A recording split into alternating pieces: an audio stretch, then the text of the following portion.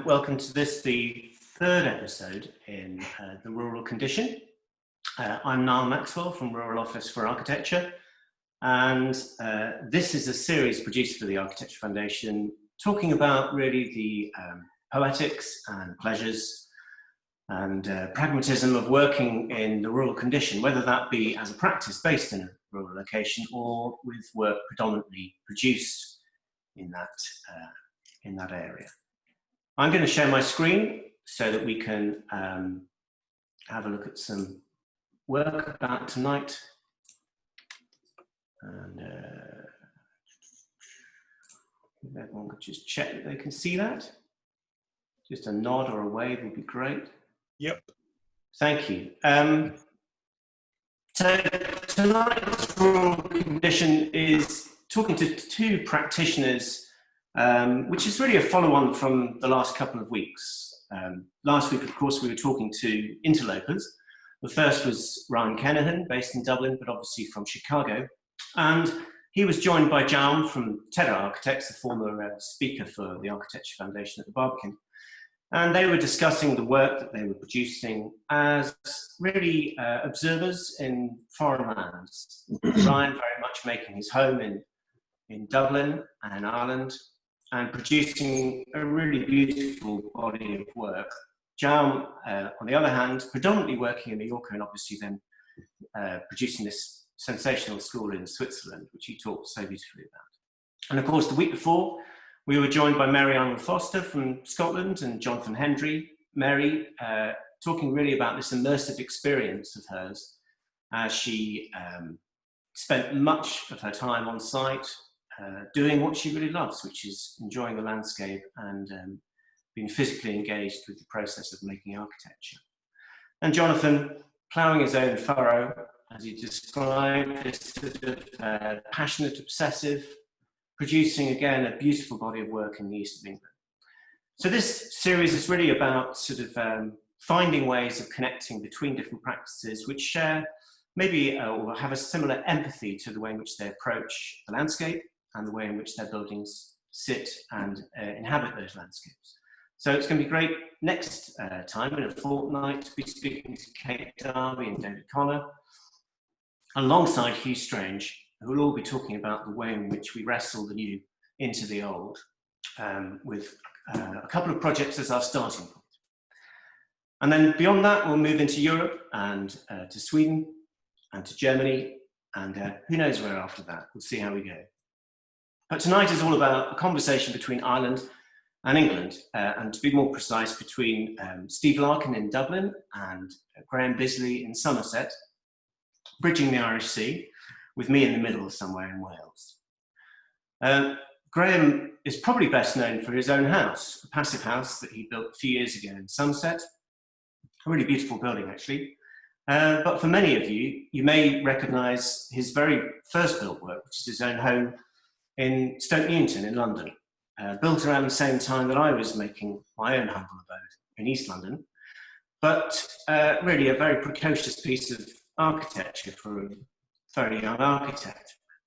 And I always wondered why, and then of course you start to reflect on other people's careers and realise that Graham was really the master behind decoding other people's buildings, which produced two books called Architecture in Detail, and often appeared fortnightly in the Building Design magazine.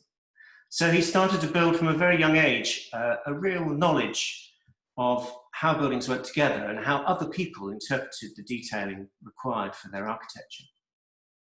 And this has held him in good stead. And in practice, he shares a practice, almost parallel studios, with Bob Pruitt, who runs out of London, with Graham in Somerset. And they have become really experts in passive house and retrofit, with predominantly urban projects being delivered by Bob and rural projects being delivered by Graham. But that doesn't mean they've lost sight of the architectural intent. And in fact, within those high-performing, low-energy buildings are some really great moments of joy, some beautiful interiors, and some fantastic architectural expression. And this is extended really to Graham's work in the countryside. He now has projects on site or in development from the east of England in Cambridge all the way to the west in Devon, all really with his sort of idiosyncratic take on the rural architecture, a blend of the agricultural alongside a lot of classical motifs. At the same time, of course, of delivering a very high energy standard. So a few years ago, I went to visit Graham and his family just to see he'd been finishing this build, partly because I was just about to start on my final phase of self-build at home. And for me, this project was really important because it was the first time that Passive House felt like it was leaving the spreadsheet and becoming architecture. It was the first time that there was an opportunity to look at a form of self-expression, but also an approach to landscape and approach to architecture within an agricultural setting. And it's no surprise when you start to read about the project, the control and command of the architecture that Graham had from the outset, which is no surprise really when you see this incredible view and how you're having to work and frame something of such a beautiful historic landscape. But it's also that balance between using energy as a form of solar shading, for example, here, whilst also using a classical motif like a loggia to create this absolutely beautiful contemporary home. But it's also understanding that haptic quality, that richness of interior, which is evident through a lot of their work. So when Graham shared with us some of his sketchbooks, what was really beautiful to see was the process by which he goes about exploring the positioning of buildings in their landscape setting, but also exploring the intimacy between that interior and that exterior space. Some beautiful sketches here, which also maybe allude to a set of references that might be anything from alto all the way through to a fairly rustic agricultural barn.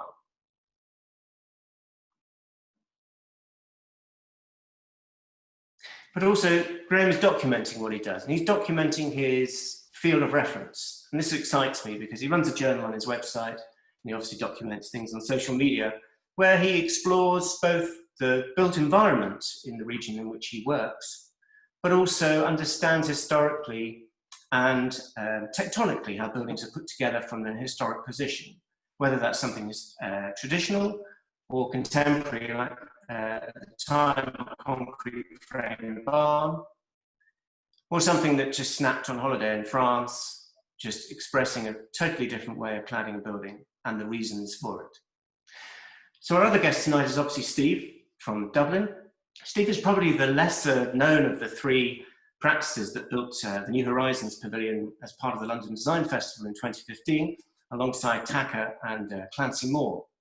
But they are all part of a scene, along with Ryan and others, within Dublin, which is clearly a kind of next generation of architectural output, which is incredibly expressive, but also deeply rooted in theory and landscape. Steve has been plugging away for a number of years, producing beautiful one-off houses, very, very rich objects sitting within the landscape, almost artifacts as he describes them in some of his writing. And what I like about this is this maybe is a reflection of his childhood, growing up in a farmstead in Wexford, this sort of immersive experience where maybe there is a tacit knowledge in the way in which he makes and builds, a familiarity of context, which means he's almost short-circuiting the whole process of design development through a knowledge, an inbuilt knowledge. But these projects are more in-depth than they may first visually appear as just constructions. And when you start to dig deeper into his process, you realize that actually there's a great depth to the theory and the conceptual thinking behind the project, but also how that conceptual thinking and meaning is translated into architectural language before being tested and prototyped and then developed into construction detailing. No better shown here really by this unbelievable detailing for rainwater system on a roof for a house in County Carlo. The details on the right teasing their way towards a prototype for the roof panel. But it's when you get to the interiors, and a little bit like Graham, there is this sort of relaxed, almost casual relationship between materials. It shows confidence, it shows an ability to manage a palette and manage a landscape and a climate. which are, again, very haptic in their qualities. But when you read into these buildings, you realize how complicated they are, how detailed they are, and the way in which they're assembled. Steve describes working in direct ways, finding the right people to assist him with his projects. And these images to the left and the right know better at describing that. So I will finish, I'll shut up for a minute and maybe introduce the two, Steve and Graham. Thanks very much for joining. I've called this Landscape and Artifacts as this episode, and it really pulls maybe a little bit, Steve, from your PhD and your whole thesis study. And I'd asked again, like last week, for you both to select an image, and you selected two almost sort of script images. Could you describe what they are?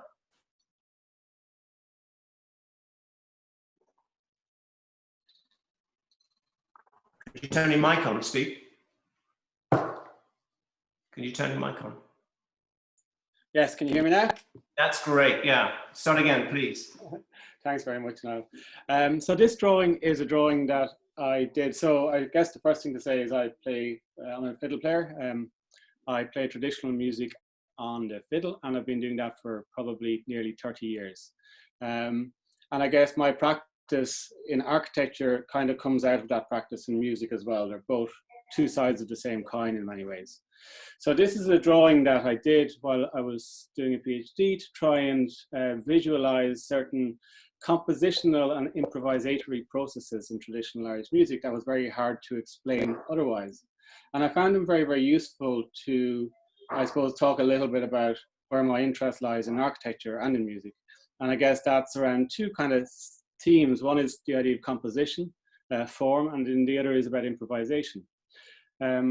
For me, improvisation in traditional music isn't known or isn't kind of recognized for its great improvisatory prowess, but actually that's what traditional Irish music is. And this kind of demonstrates it. So there's three examples here.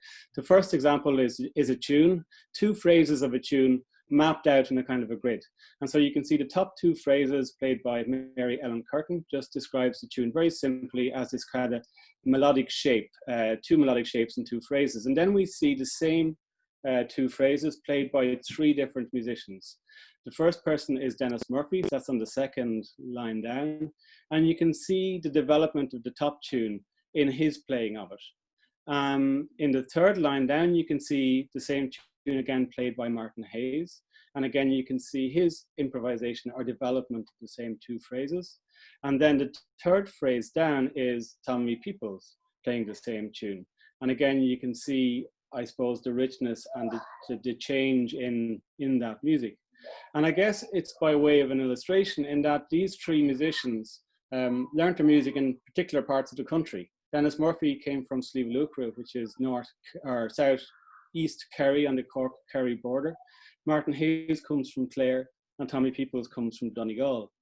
And I guess I suppose it's trying to explain that the ideas of composition and ideas, kind of artistic ideas of how you express yourself in music or in architecture, in these artifacts that they've inherited, I guess, from older musicians, that they're both shaped by the landscape in which they inhabit, and they're shaped also by them themselves, all very, very fine musicians. And I guess this drawing is trying to explain how a very, very ordinary thing like two phrases of the Morning Star can become a rich and sophisticated landscape in the detail of each performance. And I guess the last part of it then is a kind of attempt to map all those three examples together to show, I guess, how rich a world context is once you even just overlapping three musical propositions. And I guess for me, that's akin to kind of understanding or trying to dig into cultural traditions. And I guess that's what that drawing is trying to say. You shared another drawing. Can I put that on the screen, Steve? Yes, of course, yeah. Can you maybe just expand as to how this relates? Yeah, so again, this is another performance of a different tune by a musician called Tommy Potts. And again, you can see the contours of the phrases in the top left-hand side, very standard tune, three phrases. The first two phrases are separate, and the second phrase, double the length, two phrases are joined.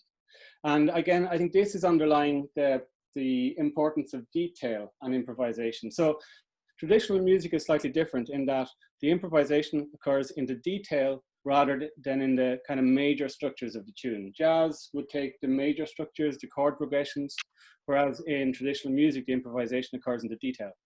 So I think that's very interesting. So you can see Tommy Potts's version of My Love Is in America. Tommy Potts was a fiddle player in Dublin around 1918 to I think about 1982, very fine musician. And you can see that his performance of the tune on the third line down, you can see the red is showing his adaptation against the black, which is the original tune. And you can see that in the first instance, he's quite close to the original. But if you go to the fourth line and then you go to the fifth line, you can begin to see he's opening up new landscapes in his improvisation. So if you go to where the red vertical lines are showing this kind of syncopated process, you can see at that point he's left that tune behind and he's building a whole new landscape into the kind of latter parts of the tune. And Tommy Potts is well known for that. So that idea that detailed improvisation can take an artifact or object that comes from an oral culture and can be kind of strung out to make new landscapes, make new artifacts, make performances, I suppose, that contribute something very significant to the culture of traditional music, that those things are really interesting to me. And I suppose they underline the fact, because I expect that often people think of traditional Irish music as being quite conservative in terms of its artistic or venturing, let's call it.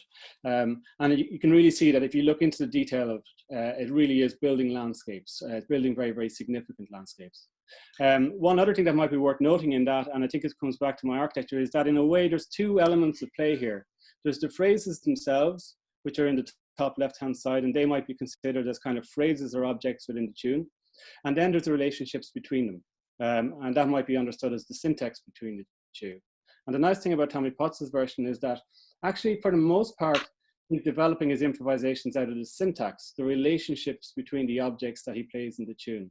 And it's very interesting that his improvisation, or the significant part of his kind of artistic output, is in the syntax rather than in the objects themselves.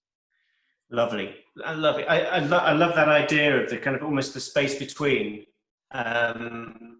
but also this analogous relationship, because obviously at some point in your studies or in your work, you've almost joined the understanding of your musical career with your architectural career and tried to find sort of the synergies. Would that be a fair way of describing it? Yeah, I think so. I guess music, you tend to do a lot of thinking if you play music for all sorts of reasons about the music that you're playing. And so I suppose that was a kind of early venture into trying to understand aesthetics, let's say, or what you're doing in traditional music. And I guess many of the observations I made through a longer history playing music were carried over into architecture in terms of a kind of a belief system, an idea about what architecture might be. And for me, it holds many of the same values as music. And then the other side of that is the processes that have led to practice in both. They're obviously shared across the two practices. Lovely. Graham, you also shared images with me which, on one level, you could say have nothing to do with architecture or architectural practice, but actually are the bedrock of the way you think. Can you describe for us what these images are and what they relate to? You need your mic on. Am I unmuted? Hey. So, thank you. Yeah, so my approach, I suppose, to architecture is a very physical one, quite practical. The character of buildings comes from the materials they're made of, how they're put together, and how those buildings relate to the ground and to the space around them and the sky. And that issue is, in a way, I think, more apparent in a rural area where you don't have so many buildings in proximity. So form is quite a strong issue, I think, in rural architecture, and I can see that a lot in Steve's work. So these images, I mean, I look partly as an attempt to slightly distance myself from the kind of contemporary conversation in order to find some originality or just not get bogged down in the the zeitgeist, I kind of try and look at influences outside architecture. I'm particularly interested in the art world and vernacular buildings, things I found just on my driving around the countryside.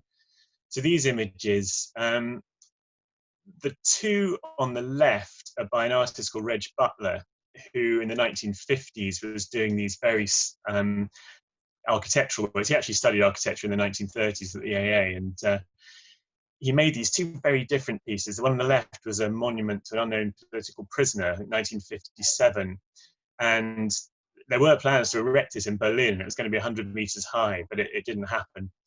You can see the scale, some little people there. But it's barely there as a structure. It's just some bent wire, and it effectively is a series of frames for framing views or framing pieces of the sky. And the way it touches the ground is just as light as possible. It's a tripod, and the little pins just go into the ground. The one on the right is another piece he did probably two years later, but a completely different physical form. It's a tower, obviously. This is just a model, again, didn't get made or built in any larger form. But it's a much more solid thing. It engages with the sky in a more, it kind of keys into it. The little balconies and edges kind of give it some kind of grip on the space around it. But the way it relates to the ground is almost violent. It's kind of been driven into the ground like a spike or a sense of kind of violence. It's interesting the same artist come up with the same two ideas. It was obviously something he thought about, although I've never found any writing by him. On the right is an etching by Chillida, Basque artist. He again studied architecture, and his work is really about solid and void material and space. And his two-dimensional work, a lot of the etchings and woodblocks read as plans, but this one's called Zubi, which is a bridge, and it's obviously a section.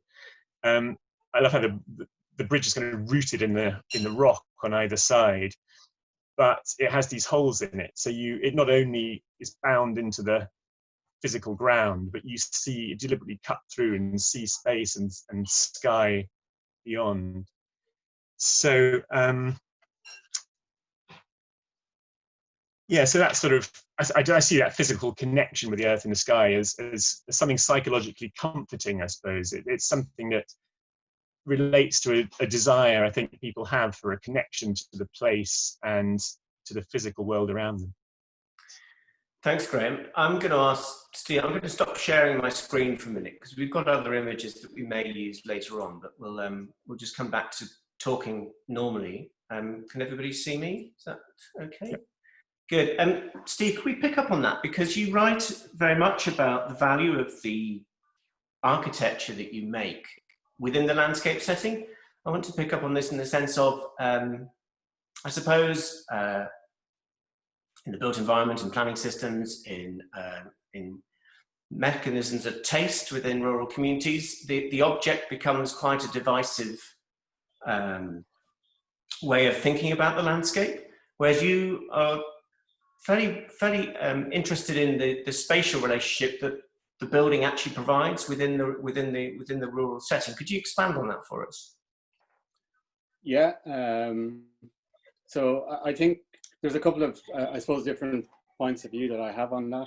First one is obviously to keep the rain out, keep the weather out, and so on.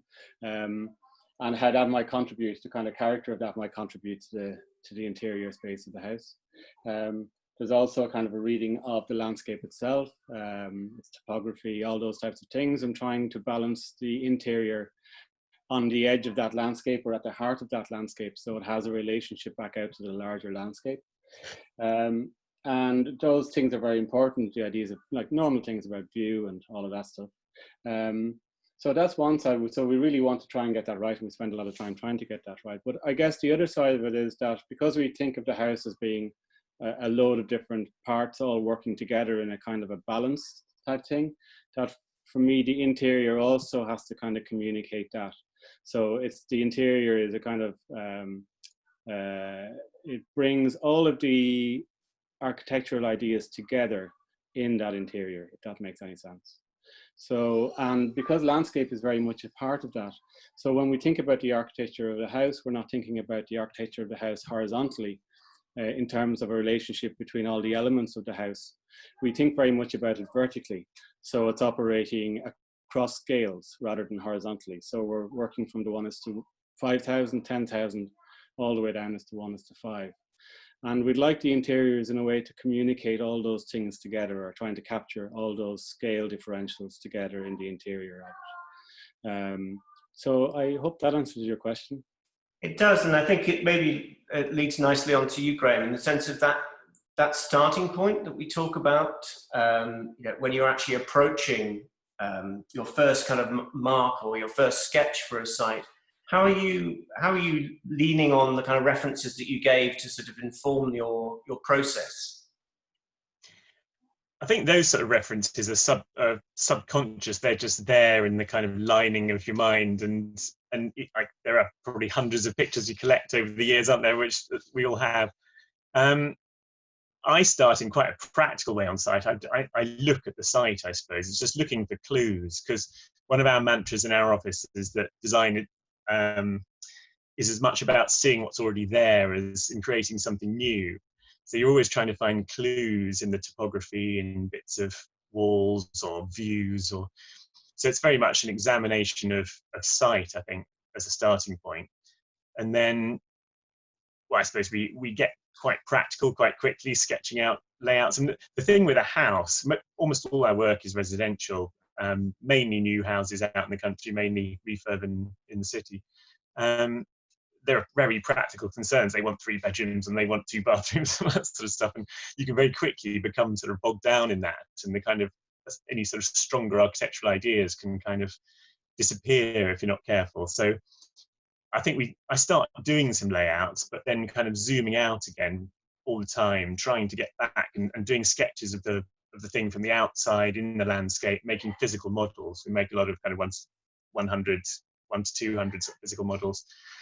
To try and keep some sort of, well, to start with, it's a case of finding out. I don't know what the answer is to start with. You draw the thing on the site, you draw the program, you try things out, and the ideas emerge out of that process. I don't start off with a concept as such. I think the architectural ideas and the physical manifestation of it emerge as we push it around.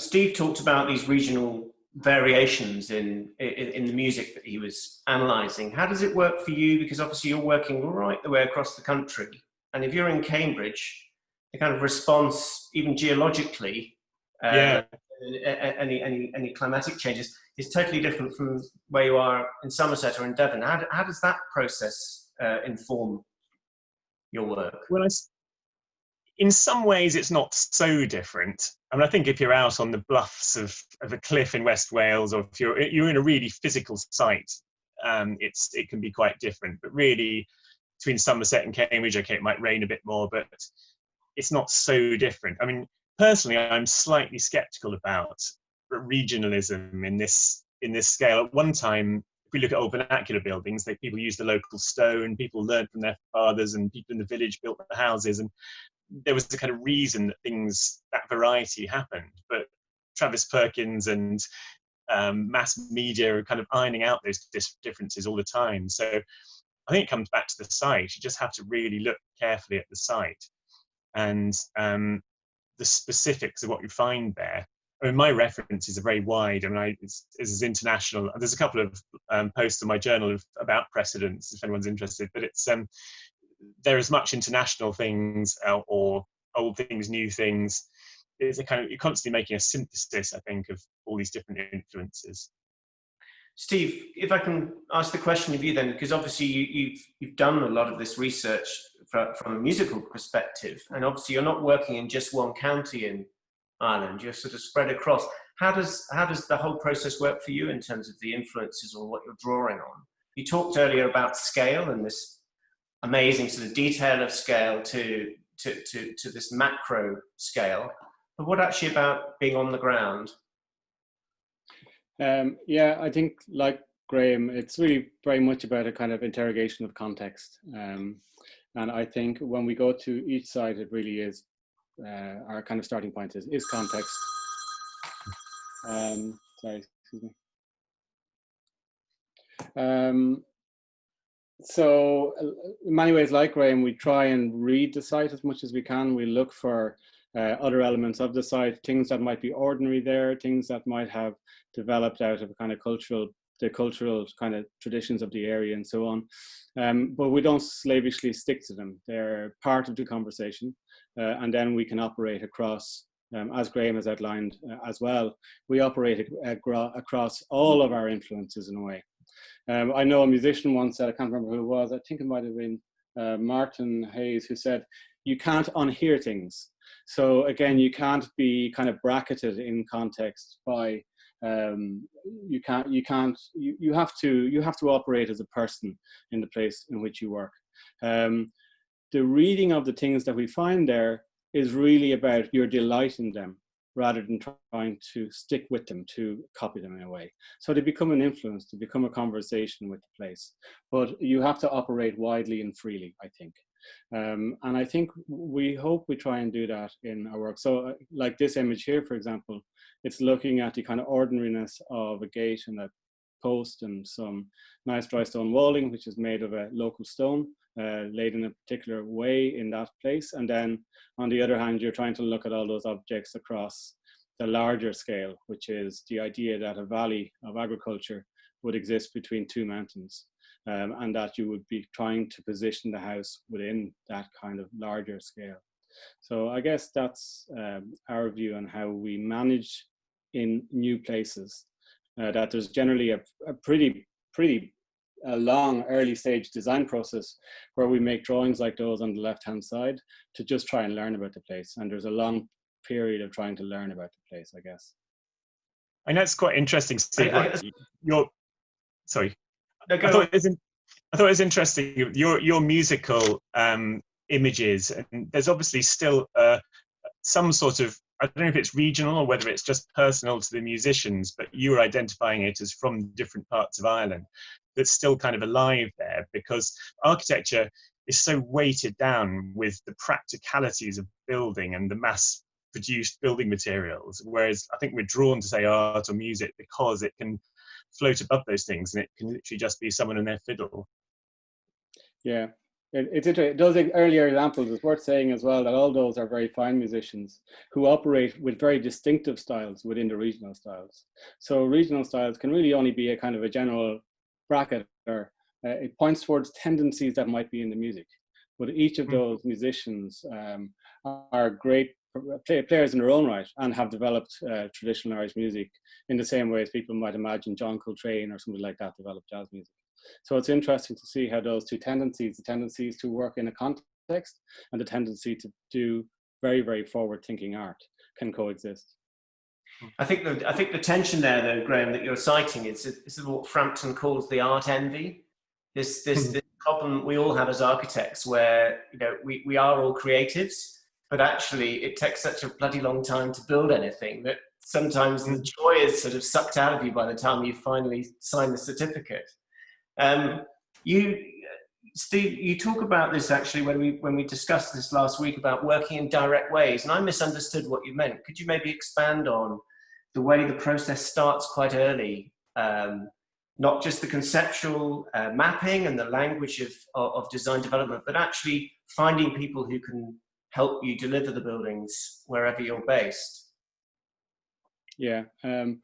So there's a few different, so we try and find people who we're very interested in the objects that people make, let's say. So we try and get people who bring their own character to those objects.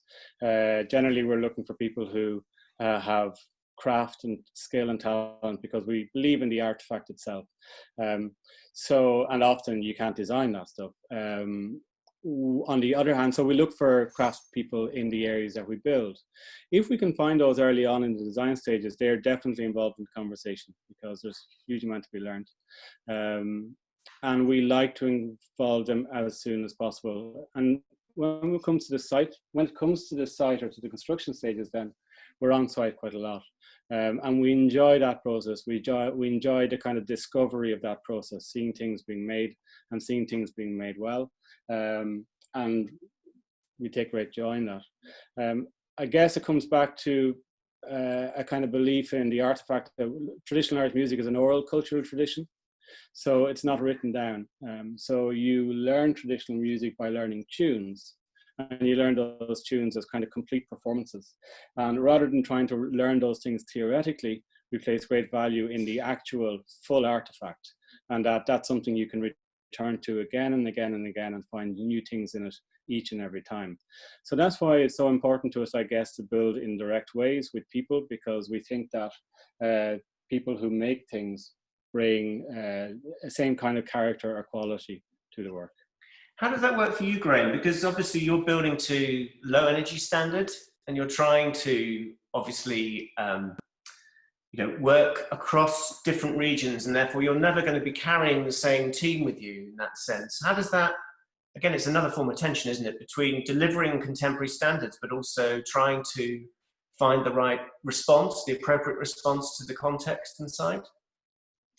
Yeah, and our work's quite scattered about. We have done this projects with the same contractor a few times. There's a particular contractor in London we've used on low energy projects.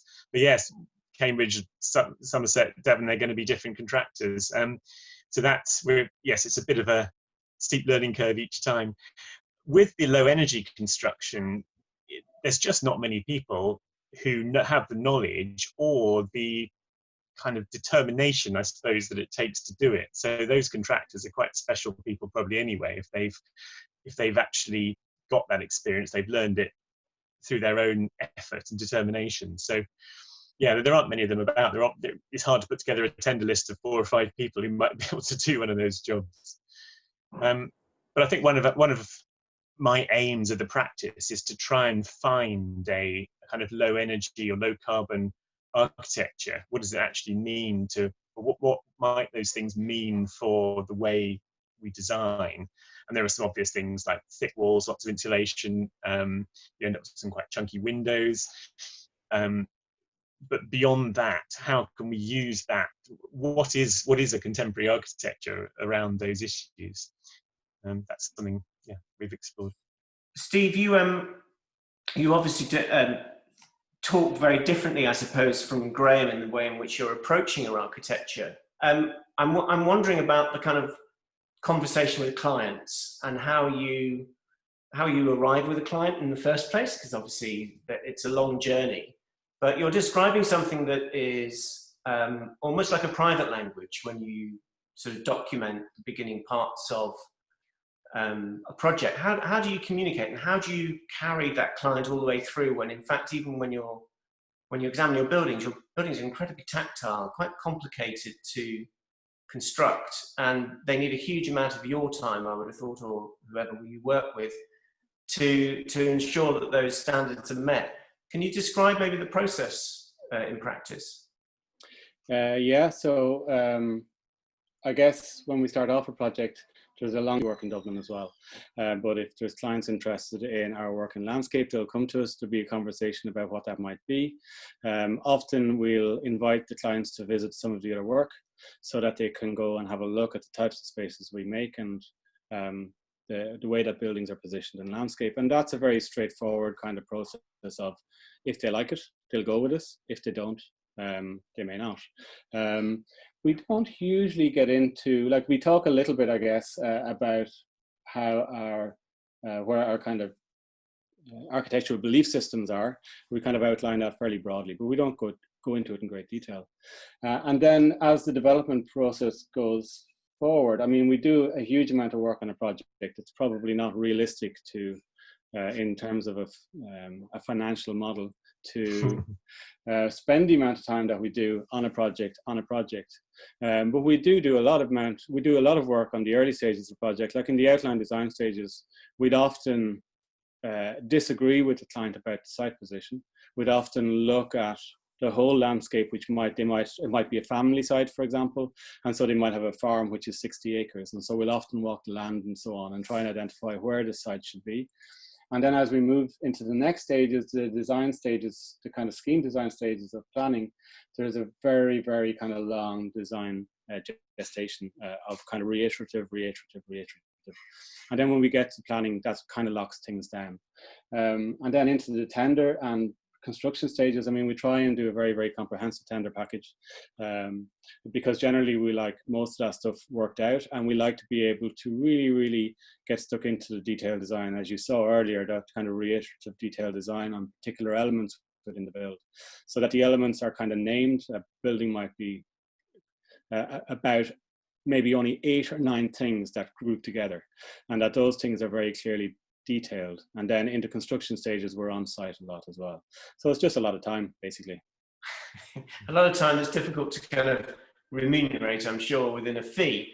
How does your academic life, because obviously you've got a full-time contract in Dublin, haven't you? And you were in Queen's, Belfast for many years before that. How does the balance work? Because we spoke about this to Ryan and Jarman last time round. Everybody has a different sort of setup. What's yours? Yeah, so I do 16 hours a week contact time. So I spend that in college, and then I spend the rest of the time in the office in a way. But the teaching is very important, I think, because not so much teaching, it's setting up a series of conversations in a way in the university, so that a lot of the stuff that we're interested in is kind of broadened out and discussed, and there's more than us in that conversation. So that's a very important part. And that obviously supports the practice. Hopefully the practice supports teaching, and definitely being able to walk between the two gives you time to think and reflect, and then get stuck back into design work as well. So we see it as two hands, the same practice. Graham, are you still teaching at Bath? Was it first year you were working? No, I've done sort of 3rd and 4th year in Bath for a long time, which is degree. It's not a unit type system, so I don't have to come up with the briefs. We're very much kind of tutors and visiting critics rather than providers of the agenda. So it's not our agenda necessarily, but it's still just really amazing to have that input from students, younger minds, see what people are thinking, have conversations. I think that's one of the tricky things in rural practice. You just don't have general pub conversations anymore. So it's a real opportunity, it's a real positive thing to be able to go somewhere where you can just talk about architecture all day. That's an interesting point you raise, actually, isn't it? Because it's that sort of loneliness in practice. I think Mary picked up on this in the first episode, where she was asking for collaboration from people. And actually, by the end of it, we'd worked out that it was peer review, that she was really, a sounding board to bounce ideas, because she was actually, like all of us, creatives, reasonably insecure about our own beliefs or talents. And therefore, when you leave, I think, a critical mass, which I'm sure you've got in Dublin, Steve, hence why you've got such a vibrant scene at the moment. Yeah, I mean, there's a really nice kind of, there's a very vibrant architectural scene in Dublin, and luckily enough, Dublin is small, so you meet everybody all the time out socially and so on. So it's really nice. And the conversations, I mean, I share office space with Clancy Moore and Taka around the corner. I teach with Ryan and so on. So there's really a collection of people that you can have conversations with, and you can go to the pub with, which is most important. So where do you think the strength is coming from in terms of the Irish architectural output at the moment? Not just in terms of buildings, but also in terms of thinking and teaching? Yeah, it's a good question. Well, I think there's a kind of there's been a long conversation, I guess. So a conversation around many of the elements. I started in college with many of my friends who are still there. So there's been a conversation now over 20 years about what architecture might be. And also people who taught us were great and are great. Don Toomey, Grafton, Tom, Dominic, and lots of others, Marcus and Will. And so we've kind of inherited the conversation from them, which is still ongoing in a way. So it's nice that that conversation is ongoing, and it's a very vibrant one. I guess there's a nice maybe way of thinking about it in that where I know Leon van Skyke talks about being an outsider in many of his writings, and there's a nice thing of not being that in a way where we're not in Europe, on the European mainland, or we're not part of the UK. And so there's a kind of a slight aside, which you can see in other cultures as well, and that's quite nice. So I think it's a mixture of lots of different things. I wouldn't be able to categorically say what that is, but I definitely think there is a culture there, and I think that culture is rich. And it's constantly evolving anyway, isn't it? So that independence that you describe is also a sort of form of interdependence, isn't it? That you build as a critical mass. Graham, it's one of my grumbles that, you know, being a rural practitioner in Wales, that there is no real scene, or there is no critical mass. What's your experience from having been in London and very much involved in that, to then suddenly being remote and in Somerset? Well, I really miss it. When I go up to London, I always go for a lecture or meet up with some people or do something. But yeah, there's very little going on here, right here. I mean, there's stuff in Bristol, the Architecture Centre, and Pippa Goldfinger runs a little architecture club in Frome and gets interesting people down to talk. So yeah, there's things for once a month, there's something going on, and through Bath. But I think it's so virtual now, isn't it? It's through things like this. I mean, this is great, lockdown or COVID or not. This is just a really great resource. And I listen to podcasts a lot as well, and driving around in the car, and you can catch up with most of the lectures. It's just not sociable. But the other factor to consider, I suppose, is that the context in which you're living isn't an architecturally rich context, and by that I mean people's understanding of contemporary architecture. So you described when you first moved down, you were slightly shocked about the locals and their sort of priorities really in life. I think I didn't really understand that there was this this dichotomy, this kind of, that the people coming from London, say, would have such a different view of the countryside to what the locals would have. And that's a rash generalization. Obviously, some of the locals get it, others don't. And a lot of people coming from London don't get it. And so, but it's just shocking what people are building, what the local vernacular is. It's not beautiful stone barns and sensitive interventions in the countryside. It's blockwork bungalows with plastic windows. I'm sure Steve's seen a few of those in Ireland as well. And they're just not interested. They don't understand what we're talking about. And it's seen as kind of imposing some highfalutin ideas from outside. And I'm really conscious of that. That's something we need to address. What should we be doing that builds in a way that the local people will appreciate? I think people appreciate my house. They can see that, but they just think it's expensive and that someone's lavished loads of time on it, and people don't have that much money. How do they build something cheaply that has an architectural quality? And I think that's our real challenge, and it's totally possible, because architecture is about the real basics of space and light and solid construction. It doesn't have to be about fancy materials and things. So we haven't had that much opportunity to try and demonstrate that, but it's something I'd really like to do, and also get beyond the private residential market. And it'd be great if people were building social housing in villages, for example. It just doesn't happen at the moment. This might be a good opportunity for me just to remind you that if you want to ask questions of Steve and Graham, please just use the chat board on Zoom to either address it directly to me or to the Architecture Foundation, and we can pick that up on the board as we're speaking. Steve, just to respond to what Graham's describing. I mean, when I started down here 15 years ago, I started to build my own buildings on the farm as a way of dealing with the problem that Graham's describing. What interests me about your own work is that you could be seen as sort of deeply theoretical and maybe almost marginal to the conversation that might happen in the countryside. Having grown up in a farmstead and being part of a rural community, how do you bridge that gap between your kind of intellectual life and your rural life? I think it's interesting. Graham was talking about the bungalows. Ireland, I mean, there was a kind of a cultural shift in a way, which you can kind of understand as well, because people, Henry Glassy talks about he talks about a historian who used to live in the north of the country, and when he died, his building was made of mud and thatch. And the fire in the middle of the house was the only thing that kept the building standing, because it dried out the thatch, it dried out the mud. So when he died in the fire, was let go, the building fell back into the earth within about 2 years. And a lot of people, I think, are looking at bungalows. So those old buildings take so much uptake. And a lot of people think about bungalows as being not that, right?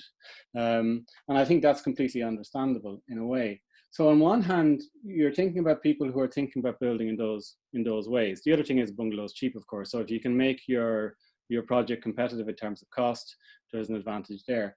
But one thing I have, I guess, the other thing that I think is still very present, I'm sure it is in the UK, but it's very present in Ireland, is a kind of an understanding of how buildings are positioned in landscape. So an understanding of how the farmsteads work, an understanding of how you might build into topography, an understanding how you might build into field pattern and all those things. And so many of the conversations that we would have would be about how you think about building into landscape in that way.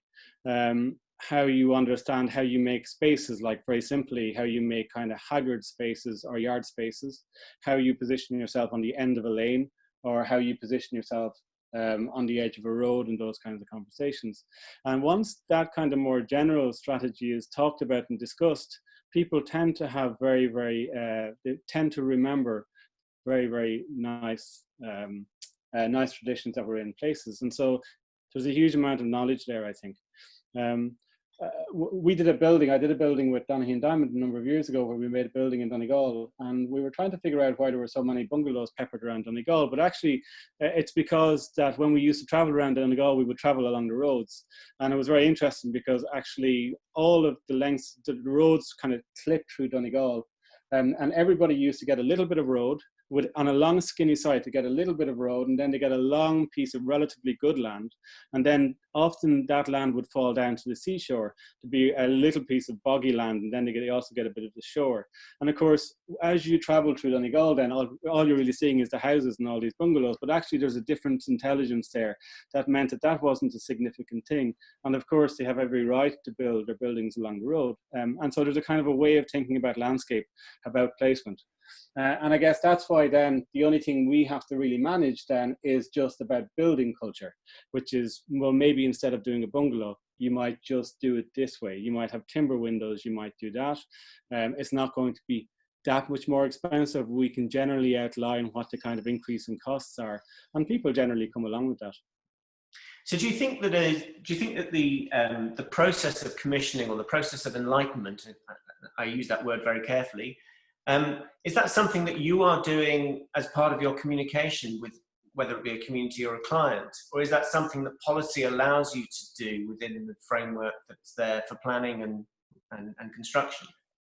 It's supported in the framework now. So there's a lot of rural development guidelines, which I'm sure you have in the UK as well. And so there's been some work done generally about that, about how you position buildings, how you consider buildings, former traditional ways of thinking about how you might build in landscape, siting, and so on.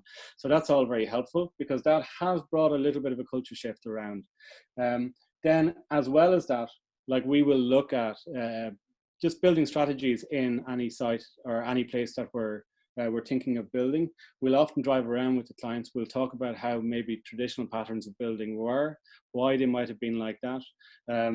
And that will often help or assist in terms of how we think about placement or the type of building that we're making. So it's a cross between the two of them, and that's generally a very nice conversation, because the clients get on board with that, and it tends to draw out their own impressions of what their house would be like as well. So we're not relying on a dry brief, I want 3 bedrooms and this, but we're actually more relying on that conversation of looking at the place in which we're building. That's interesting. Graham, a lot of these conversations in the UK always end up being about planner bashing, which is obviously a kind of very negative way of looking at it. But do you think there's another opportunity to maybe have some form of engagement strategy or community kind of knowledge process that you could contribute to, or is that something that you think is going to just be too difficult to channel? Well, the poor planners, they're so under-resourced, and certainly here, South Somerset, half the people are leaving. There's a couple in the village at the moment I'm trying to address, which are just being dealt with by consultant planning people who've never even been here. And yeah, I mean, it's not their fault. No one plans today. I mean, a village happened organically around several farms. My particular village was, say, 3 or 4 farms, and the cottages filled the gaps in between, but they were all tight to the road. and it was a pedestrian environment. So people would walk past each other's windows, and there was a sense of community and knowledge what other people were doing. And now all the new houses are set back. There are cars in front. You can just go in and out the village, and no one knows. There are 750 people in my village, so I've probably met 150 of them. I don't know who most of them are after 7 or 8 years. So, and the government, as part of the localism bill, the government introduced opportunity to provide local development plans, and we kind of talked about it at the parish council, and just no one was interested. I think, well, most people just weren't interested. Some people were actively against it because they saw that their opportunity to build their little house on their field might not be included in this plan, and actually it might be quite a negative thing. And it's quite a live and let live attitude here, particularly in this bit of Somerset, because it's not an area of outstanding natural beauty. It's not conservation area. It doesn't have massive load of incomers. So it's live and let live really, and I'm not sure they want to be told any more than that. It's an interesting point though, isn't it? Because I think also with the rural condition is a problematic that communities don't exist in the way that that you described earlier. There's often been hollowed out in the sense that they are often commutable. I'm sure there are lots of people within your own village that are commuting into cities for work on a regular basis. Steve, how does that work with Dublin? Because I once saw a map at a talk which showed the kind of the rings of influence that the city had across the whole of Ireland. How does that affect the work and the types of clients that are coming to you? Not usually, I wouldn't think. There's a little bit of people relocating, so they might relocate to a place from Dublin. Increasingly, and probably more increasingly now, as people understand that work can be done remotely, we see people like position themselves around maybe an hour's drive from Dublin and commuting in on the train. So definitely that is having an impact on rural communities as new ideas are introduced by people who are not traditionally from areas. So I guess maybe 40% of our clients would be that kind of person. It's probably more interesting as you move further west that there's pockets of very interesting kind of places that maybe still are Gaeltachts and so on that are well outside the kind of zone of Dublin, and that's a more kind of historical thing. So the further west you go in that regard, you get into different types of music, different types of language, and so on, which I do believe has an impact on architecture. I mean, we're very interested in reading the cultural landscape rather than the physical landscape. And so when we're thinking about architecture, we're not just talking about the material artifacts of a place, we're thinking about the cultural artifacts of a place, which include music and folklore and all those things. So that when we're thinking about the space of landscape, we're thinking about those things every bit as much as material landscape. Do you feel that those have been put under pressure by the description that you provide of this sort of this ripple effect from Dublin, or do you feel that culture is actually being sort of defended and almost sort of developed as a result of it? Does that manifest itself architecturally? Is it purely your other cultural references that you're describing? No, I think it does. It always kind of manifests itself kind of culturally, and I don't think that's a bad thing. I think that's a good thing. Culture is constantly evolving in a way, and especially in music, it's very interesting at the moment because regional styles in a way are breaking down, because there's recordings now which there wouldn't have been in the past, and you can learn. There's the internet, so you can learn tunes online and so on. It's fantastic, and that thing is having a shift. It's very much having a shift. So many of the regional styles now are being adopted by people in Australia, in America, and so on. And so you're getting strands of culture which are emerging, which traditionally would have been regional, are now no longer regional. So that's very interesting, right? But in terms of the kind of cultural shift from people moving back into landscape from Dublin, I mean, many people in Dublin are only there for a generation or even 2 generations anyway. So Dublin is very connected to it's rural. It's really, really connected. And most people in Dublin have families still in all of these pockets of landscape around the country. So not that much. Graham, what percentage of your client base is then effectively doing the same model but from London? I'm going to say 100%, just because I can't think of any exceptions. It might be 95, but yeah, pretty much.